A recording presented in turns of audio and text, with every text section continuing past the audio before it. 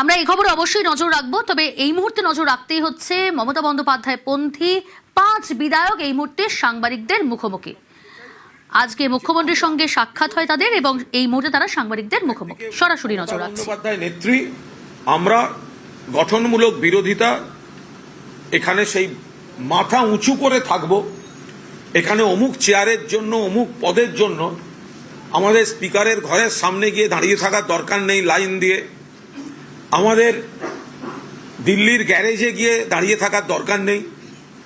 আমাদের নাক খত দিয়ে চেয়ার সর্বস্ব জীবনে যাওয়ার দরকার নেই।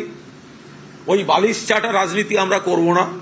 আমরা মাথা উঁচু করে তৃণমূল করি, তৃণমূল, মমতা ব্যানার্জি, মমতা ব্যানার্জি। আমরা বাকি এমএলএদেরও বলবো, আমরা জানি অনেকে চাপে গেছেন, যারা বিধায়ক, যারা ওদিকে সই করেছেন বা দু জায়গায় সই করে একটা আইনি ফাঁদে পড়ে গেছেন, সেই আইনে কি হবে সেটা আবার আমরা দেখছি। কিন্তু তারা সবাই মনের ইচ্ছায় জাননি। এখনো পর্যন্ত যারা যারা যোগাযোগ করেছেন, রূপবানুরের সঙ্গে করেছেন, শোভনদার সঙ্গে করেছেন, আমার সঙ্গে করেছেন, মদনদার সঙ্গে করেছেন, আলিফার সঙ্গে করেছেন, সবার সঙ্গে কথা চলছে। এরা অধিকাংশ মন থেকে ওদিকে নেই। কার্যত 90 থেকে 95% মন থেকে ওদিকে নেই। মোশাররফের সঙ্গে যোগাযোগ করেছেন, আজকেও কয়েকজন কথা বললেন। তাদেরকে ভয় দেখানো হচ্ছে যে আমাদের সঙ্গে থাকলে এইসব পুলিশ হ্যান ত্যান আমরা সব সামলে দেব। তো ফলে আমরা শুধু তাদের বলবো, সেই বিধায়কদের, দেখুন আপনারা অনেকে এলাকায় ঢুকতে পারছেন না, গদ্দার বলছে, বেঈমান বলছে, কেন শুনবেন? আপনি তো তৃণমূলের একজন সেনাপতি, তৃণমূলের সৈনিক। মাথা উঁচু করে থাকুন। আমরা তো মুখ্যমন্ত্রীর সঙ্গে কথা বললাম, বৈঠক করলাম, চা বিস্কুট খাওয়ালেন, খুঁটিনাটি নানা ব্যাপারে আলোচনা হলো। এবার উনি কতটা করতে পারবেন সেটা ওনার ব্যাপার, আর আমাদের বিরোধী দলের দায়িত্ব পালন করার আমরা সেটা করেছি। কিন্তু যে যেটাই করেছি মাথা উঁচু করে করেছি, আত্মসম্মান বিসর্জন দিয়ে কেউ কোনো দিকে করিনি। ফলে যারা, যে বিধায়করা অনেক মনোকষ্ট নিয়ে ওই দিকে আছেন, তারা ভেবে দেখুন যে মাথা উঁচু করে বিরোধী দলে থাকবেন, আবার সরকারের সঙ্গেও প্রশাসনিক বিষয়ে, আইন শৃঙ্খলার বিষয়ে, সমস্যার বিষয় বা উন্নয়নের বিষয়ে যোগাযোগ রাখবেন। তো সেটা করবেন, নাকি এলাকায় মুখ দেখাতে পারবেন না, ওদিকে ঘুরে বেড়াবেন? ফলে আপনারা ভেবে যা সিদ্ধান্ত নেবেন সেই সিদ্ধান্ত নেবেন।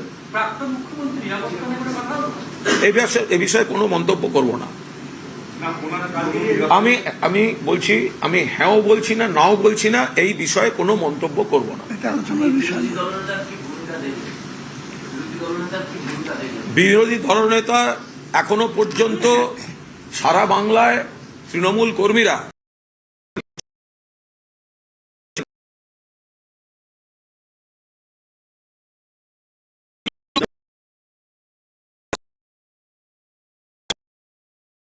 মধ্যে খুব স্পষ্ট ভাষায় লেখা আছে, ঠিক কোথায় লেখা আছে আমি খুঁজে আর সময় নষ্ট করছি না, কিন্তু রাজ্যপালের ভাষণে খুব শুনছিলাম, এই 6 নম্বর অনুচ্ছেদে লেখা আছে যে তারা একেবারে মহিলা, শিশু, সমাজের প্রান্তিক শ্রেণীর মানুষের উপর ঘটনার, ইংরেজিটা দাও তো, ঘটনার নিগ্রহের এইসব কোনো শিথিলতা বা সহনশীলতা দেখা হবে না। এটা বলছেন রাজ্যপাল, যে কোনো মহিলার উপর নির্যাতনের দেখা হবে না। তো সেই অনুযায়ী তো আগে ঋতকে অ্যারেস্ট করা উচিত, ওর বিরুদ্ধেই তো নারী নির্যাতনের এফআইআর আছে। রাজ্যপালের ভাষণ যদি ঠিক হয় তাহলে ঋতব্রত বন্দ্যোপাধ্যায়